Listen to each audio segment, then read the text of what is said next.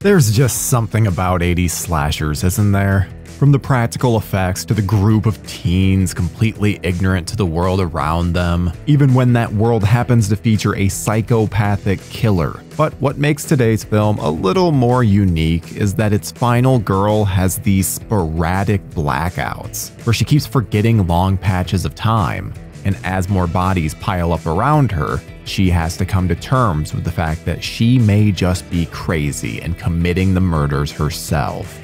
I'm Tyler Nichols, and today on Real Slashers, we're taking a look at the often forgotten Happy Birthday to Me.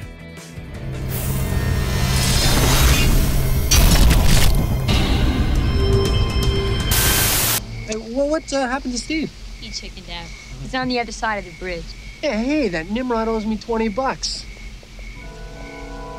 Happy Birthday to Me follows a group of students at Crawford Academy. But these aren't just any students, no. They are part of the top 10. These are the upper echelon, both academically as well as by popularity. And this is something that even the teachers refer to them as. Maybe it's just because I went to your standard Midwest high school, but I got a kick out of the absurdity of the top 10. I could easily see that being a thing. Our main lead is Virginia Wainwright, aka Ginny. No, not that one. This one's played by Melissa Sue Anderson, who was mostly known for Little House on the Prairie. This was a considerably different role, however. Ginny was traumatized by her mother's death, so she's a little bit off. And when members of the top 10 start dying around her, the culprit starts to become very clear. Or at least that's what they'd have you believe. Happy Birthday to Me is a pretty standard slasher with a twist ending. The characters are slightly more dimensional than the cookie cutter ones that we'd usually get in this, but they really don't amount to much. Each one has a lame death, and outside of the opening kill, they rarely ever even do much fighting back, essentially just accepting their fate.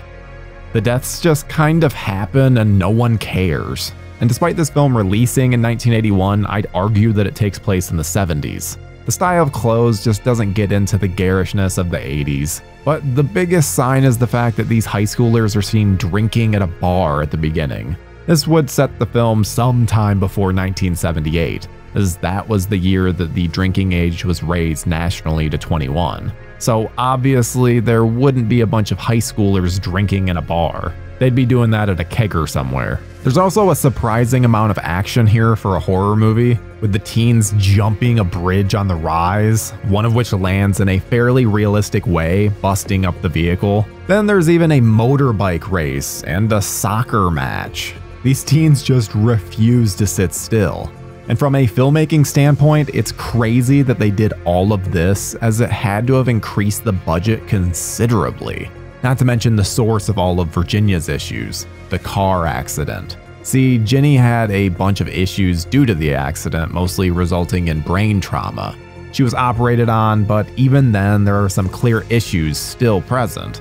Her dad has her seeing a doctor who has her convinced she's simply imagining things. It doesn't help that she's also having legitimate hallucinations. And I just have to say how much I love Anderson in the role. Her piercing blue eyes are captivating, and she does a great job selling her craziness. This is where we arrive at the ending, which gets pretty wacky, which I personally love, so let's get into that in the next section. Now it's your turn. You deserve to die.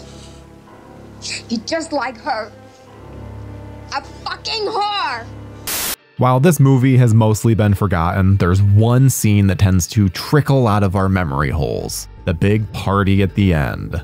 So the entire film, we've seen Ginny kill various people from the top 10 and then black out, unable to remember anything. It doesn't even seem like there's a killer mystery. They also intercut her having brain surgery after a bad accident. So it's really leading you in the direction of Ginny as the killer.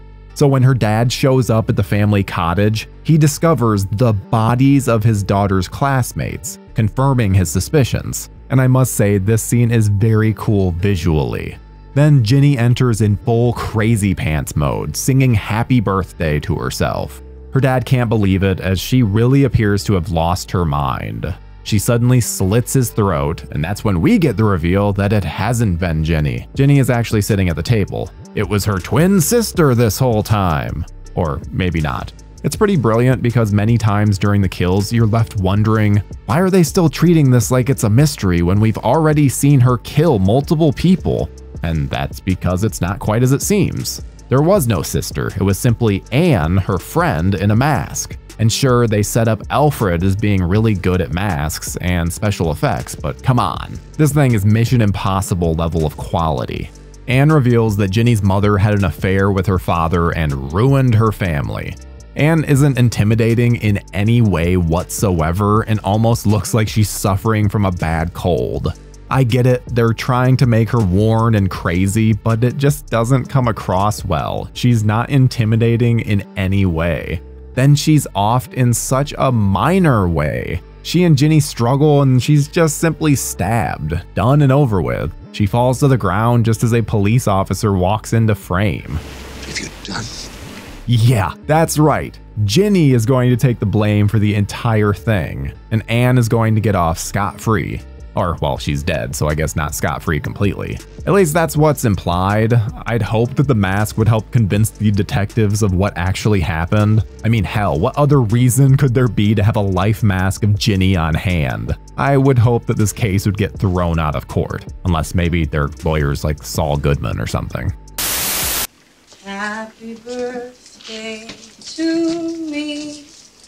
Happy birthday, dear Ginny. Happy birthday to me.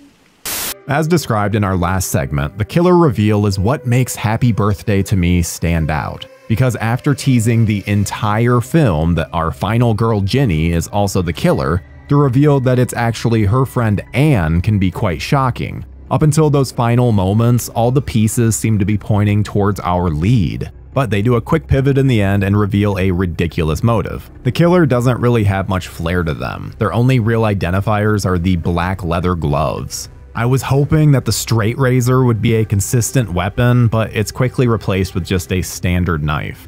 And since they do this whole switcheroo between Ginny and Anne, it's really just sweet old Ginny who we see committing the murders. So rather than watching in terror, it's mostly just confusion over why this character would do this. But it's not all bad. The opening kill is evocative of Annie's death from Halloween, but honestly, this kind of ramps it up to a more believable level. Don't get me wrong, I love this scene, but she just really succumbs to it quickly. Instead, here, Bernadette struggles and fights, even managing to get away from her attacker, albeit briefly. And just when she thinks she's found her salvation, slit, a straight razor across the throat. It's brief but brutal.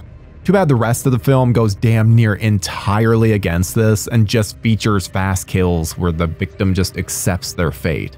In fact, most of the deaths here are over in such a hurry that it's easy to see the fingerprints of the MPAA all over it. And yep, the film was originally slapped with an X rating, so Columbia Pictures was forced to cut back on all of the blood and guts. So nearly every kill is a fast cutaway with little to no impact. Even the skewer death, which gets prominent placement on the poster, is completely different. It's not the same character that gets it, and it's not nearly as brutal.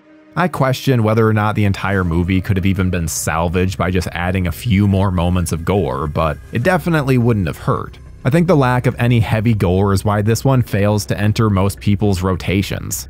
And I can't really blame them because I've owned this movie for about 15 years and the only reason I watched it again was for this video. So, yeah. What about poor little Bernadette? How do you like her? My latest masterpiece.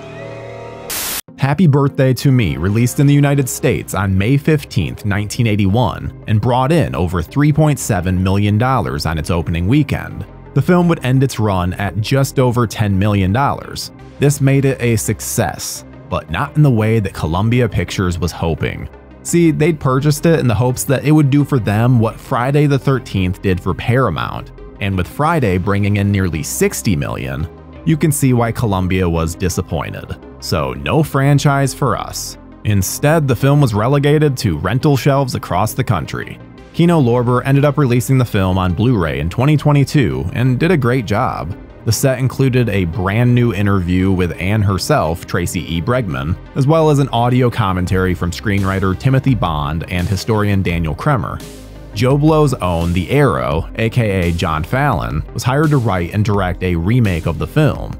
Unfortunately, the rights were such a nightmare that the project never really got off the ground. And with those rights being such a problem, I don't think that we'll see this one remade anytime soon. Which is too bad, as the concept of someone blacking out and thinking that they're killing people only to have it be someone else has a ton of potential. What say you? Would you like to see a remake of Happy Birthday to Me? Have you seen the original? What did you think of it? Were you as mesmerized by Ginny's eyes as I was? Well, let us know in the comments below, and we will see you in the next one.